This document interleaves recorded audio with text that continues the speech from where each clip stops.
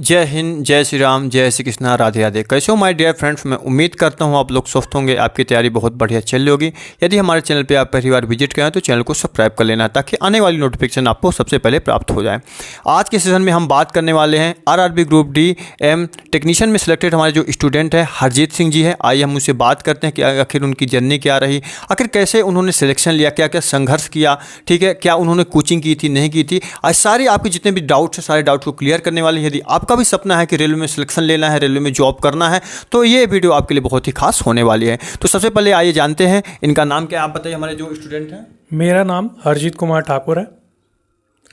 अरजीत कुमार ठाकुर जी, बहुत बहुत शुभकामनाएं इस चैनल पे आने के लिए। बहुत बहुत धन्यवाद आपको, क्योंकि हमारे साथ जो हमारे बच्चे बहुत ज़्यादा डिमांड कर रहे थे कि सर किसी सिलेक्टेड स्टूडेंट का आप इंटरव्यू लीजिए, कैसे उन्होंने संघर्ष किया, आखिर कैसे सिलेक्शन ली, क्या रणनीति होनी चाहिए। तो सबसे पहले बहुत बहुत आपको धन्यवाद, बहुत बहुत बधाई, आपने सिलेक्शन लिया है तो बहुत बहुत बधाई हो। तो आप ये बताइए कि आपके कहाँ से बिलोंग कर रहे हैं आप।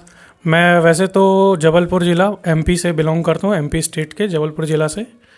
और अभी कहाँ पे कार्यरत है, कहाँ पे जॉब चल रही है आपकी। अभी हाल फिलहाल में मैं WCR के अंतर्गत जबलपुर में ये अपना जो जबलपुर डिवीज़न है और उसका छोटा स्टेशन एक कटनी कहलाता है, वहाँ पे मैं अभी वर्तमान में कार्यरत हूँ। अच्छा, किस डिपार्टमेंट में हैं आप।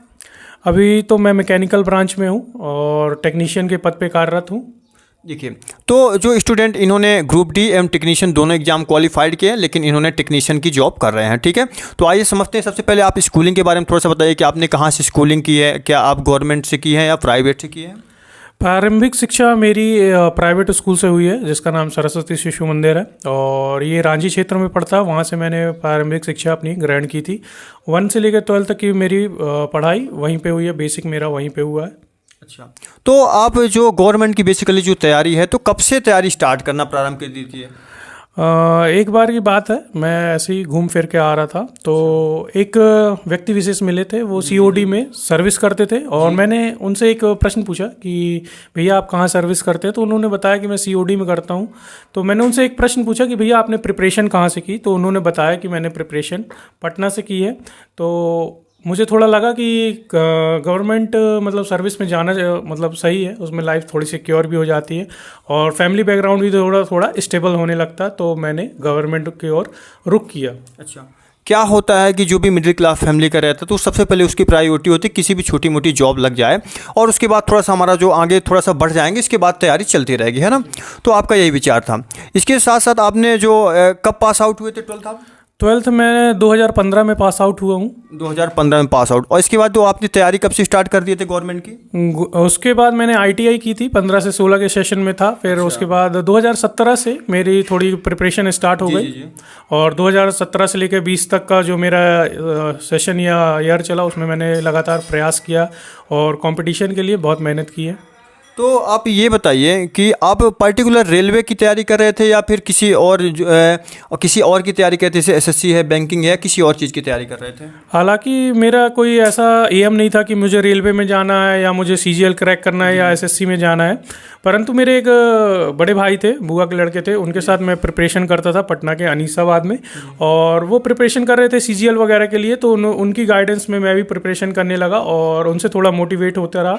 हालांकि वो मेरे बड़े भाई हैं, वो भी अभी रेलवे में सिलेक्ट है। तो आप ये बताइए पटना से कोचिंग के ऑफलाइन या ऑनलाइन किससे कोचिंग की है। मैंने ऑफलाइन भी पटना में क्लासेस की है, अनीसाबाद के क्षेत्र में, गांधी मैदान के क्षेत्र में। वहाँ पे भी मैंने ऑफलाइन बहुत ज़्यादा मतलब पटना की गलियों को खंगाला है और प्रिपरेशन करा है वहाँ पे। और मैंने 100 रुपये की भी क्लासेस की है और 150 से लेकर 200 रुपये तक की भी क्लासेस की है और बहुत से टीचरों के ऑफलाइन बैच भी परचेज़ किए हैं और जाके वहाँ पर पढ़ाया भी है ऑफलाइन में, जहाँ की फ़ीस 9,000 8,000 समथिंग इस तरीके का रेंज रहता था वहाँ का फ़ीस स्ट्रक्चर। जी। तो बच्चों का बहुत सारा जो क्वेश्चन रहता है कि सर क्या रेलवे ग्रुप डी के लिए हमारे पास पैसे नहीं है, तो क्या हम तैयारी सेल्फ स्टडी से कर सकते हैं या यूट्यूब से कर सकते हैं। जी बिल्कुल, यूट्यूब से भी कर सकते हैं और सेल्फ स्टडी भी कर सकते हैं। हालांकि मैं मानता हूं कि आजकल 100 150 या 200 रुपये सबके लिए मायने उतना नहीं रखते होंगे, क्योंकि आजकल सब लोग इतना तो खर्च ही कर देते हैं। नॉर्मल डे में बच्चे हो या कोई भी सीनियर सिटीज़न हो, इतना तो आप खर्च कर सकते हैं। तो आप प्रिपरेशन कीजिए, सेट प्रैक्टिस वगैरह मैंने किया है, सेट प्रैक्टिस वगैरह मैं करता था और GD जिसे बोलते हैं ग्रुप डिस्कशन, उसमें भी मैंने डिस्कशन में भी जाता था कोचिंग वगैरह में, जहाँ पे एक एक ही क्लास में कम से कम 50 से 60 स्टूडेंट बैठते थे और पर पर्सन पे 3 क्वेश्चन आते थे, और इस प्रकार से हमें एक अच्छी खासी 1-1.5 घंटे में मतलब क्वेश्चन का बंच तैयार हो जाता था। 150 क्वेश्चन कम से कम 1 घंटे में हमारे प्रिपेयर हो जाते थे। तो आप देख सकते हैं ग्रुप डिस्कशन बहुत इंपॉर्टेंट इनकी लाइफ में रहा है। जैसे आपके भी यदि आसपास में जो भी स्टूडेंट हैं या दोस्त भाई हैं या साथी हैं, तो आप उनसे ग्रुप डिस्कशन कर सकते हैं। इससे क्या होता है कि आप ग्रुप डिस्कशन करेंगे, जितने भी क्वेश्चन है कई सारे क्वेश्चन भी रिवीजन हो जाएंगे और बहुत ज़्यादा ये याद भी रहता है। इसके साथ साथ मैं बात करूँ कि जो बच्चों के बहुत ज़्यादा क्वेश्चन रहते हैं कि सर जीएस को लेके, मैथ को लेके, साइंस को लेके आपने कहाँ से स्ट्रेटजी की है। तो जीएस सबसे पहले बताइए, जीएस के लिए बच्चे क्या प्रीफर कर सकते हैं, आपने क्या रणनीति अपनाई थी इसके लिए? जीएस के लिए हालांकि मैं ऑफलाइन क्लास जाता था, पटना में अनीसाबाद क्षेत्र में था। मास्टरमाइंड करके उनका यूट्यूब चैनल भी है, हालांकि उनके बहुत ज़्यादा सब्सक्राइबर हैं, 5 लाख समथिंग। अब ऑनलाइन भी आ गए हैं वो सर। उनके वहाँ क्लास में करता था और वो बहुत ही बढ़िया जीएस वगैरह बताते थे, तो वहाँ से मैंने क्लास की है। अच्छा, तो आपने ऑफलाइन क्लासेस लिए थे, है ना, जीएस के लिए। इसके साथ साथ मैं बात करूँ मैथ के लिए आपने क्या किया था? मैथ के लिए मैं अनीसाबाद के क्षेत्र में, हमारा जो बलमीचक कहते हैं, वहाँ पे एक आलम सर थे, वहाँ पे पढ़ा कुछ दिन। फिर वहाँ के बाद फिर मैं गांधी मैदान गया, वहाँ पे चौहान क्लासेस करके हैं, वहाँ से मैंने मैथ्स की प्रिपरेशन की।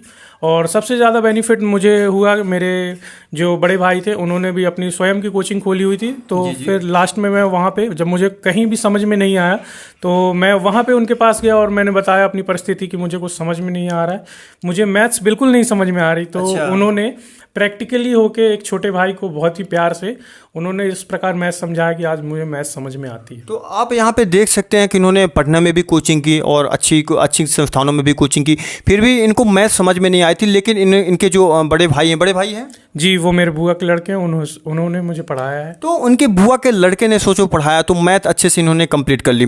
साथ में रीजनिंग आपने कहाँ से कंप्लीट की थी? रीजनिंग के लिए मैं एक प्रवीण सर थे, वो उनकी क्लास करता था, वहाँ पे सेट प्रैक्टिस भी और जीडी के लिए भी जाता था। हालांकि वो कोचिंग बहुत सी सस्ती थी और सस्ते के साथ वो गरीबों के लिए भी बहुत अच्छे से पढ़ाते थे, समझाते थे। उनकी कोचिंग से बहुत सारे स्टूडेंट निकले हैं जो बिहार पुलिस में है, एमपी पुलिस में है, रेलवे में है और भी अदर मतलब डिपार्टमेंटल एग्जाम में भी क्रैक कर चुके हैं। वो जॉब कर रहे हैं, अच्छी जगह पोस्टेड हैं वो सब।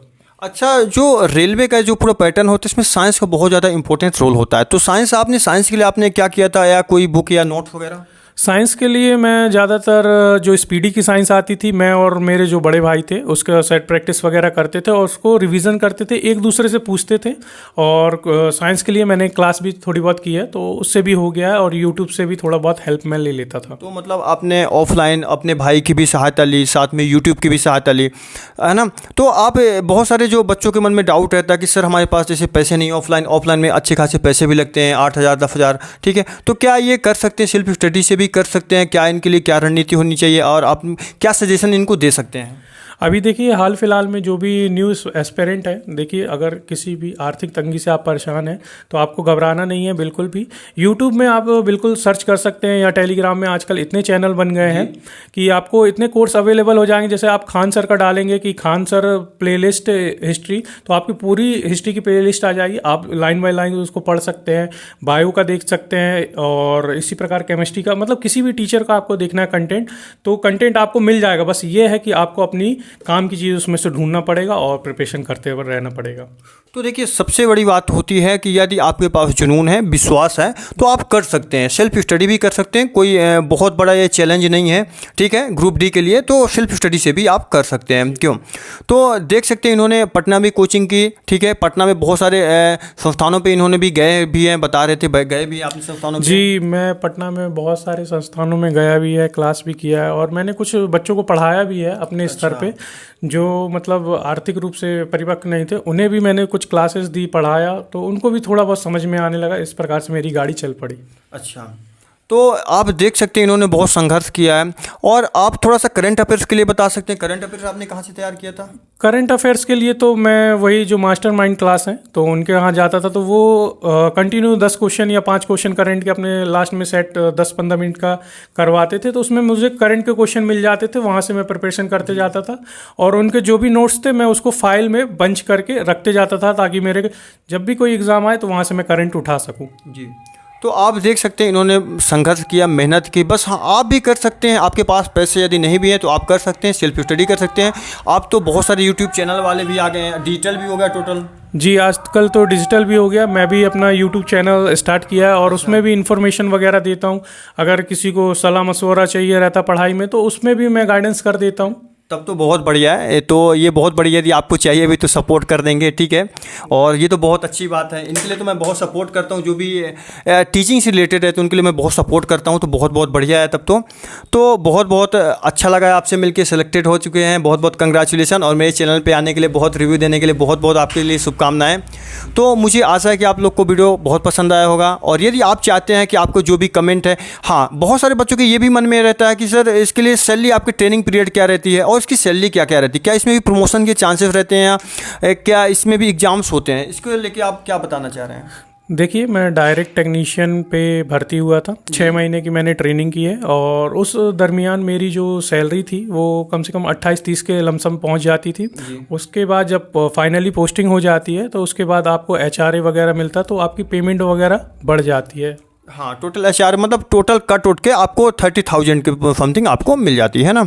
तो आप देख सकते हैं ये RRB ग्रुप डी में भी सिलेक्टेड है और अभी वर्तमान में RRB टेक्नीशियन पे कार्यरत है, कटनी पे कार्यरत है।